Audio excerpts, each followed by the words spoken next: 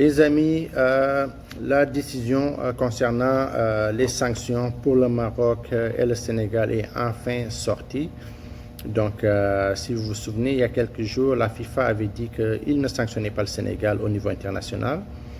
Cela voulant dire que le Sénégal pourra participer à la Coupe du Monde sans problème et pourra jouer des matchs internationaux. Maintenant, le Maroc, lui, avait porté plainte contre le Sénégal pour plusieurs raisons et avait demandé à la CAF de sanctionner sévèrement le Sénégal et surtout l'entraîneur Pape Thiaw pour avoir dit à ses joueurs de quitter le terrain lors du match.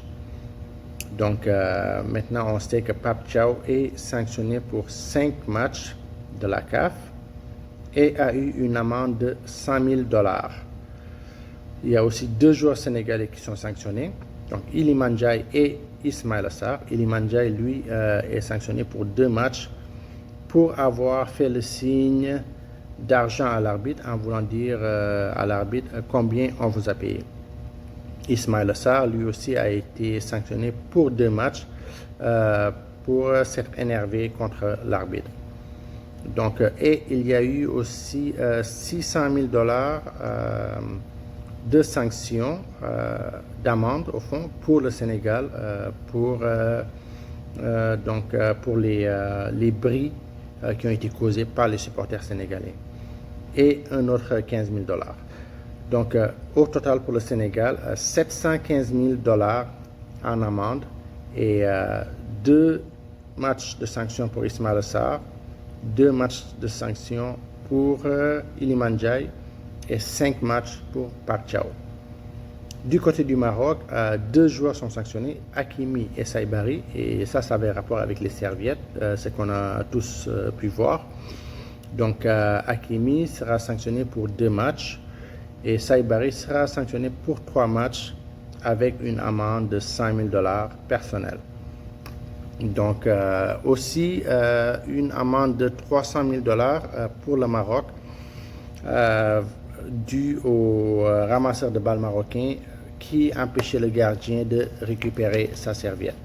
Donc au total pour le Maroc, on a 415 000 $ en amende et 2 joueurs sanctionnés, un pour 2 matchs et l'autre pour 3 matchs. Et du côté du Sénégal, on a 715 000 $ en amende et 2 joueurs sanctionnés plus le coach. Donc les 2 joueurs, 2 matchs chacun, et le coach 5 matchs. Donc je ne sais pas qu'est-ce que vous en pensez. Est-ce que vous pensez que les sanctions sont trop sévères, pas assez sévères, ou que c'est équitable? Maintenant, il y a beaucoup de Marocains qui ne sont pas contents de la décision. Ils pensent que la CAF aurait dû sanctionner beaucoup plus sévèrement le Sénégal.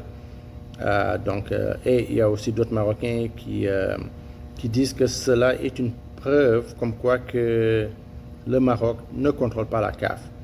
Donc, parce qu'on se souvient que le président de la Fédération de football sénégalaise avait dit que le Maroc contrôlait la CAF et contrôlait toutes les décisions.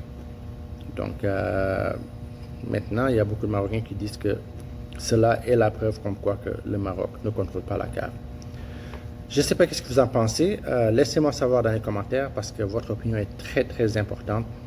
Donc, avec cette nouvelle-là qui est assez récente et assez perturbateur pour certains, et tandis que pour d'autres, c'est une heureuse nouvelle, surtout du côté du Sénégal, je crois. Donc, laissez-moi savoir dans les commentaires qu'est-ce que vous en pensez. N'hésitez pas à vous abonner, à liker pour plus de vidéos. Allez, merci.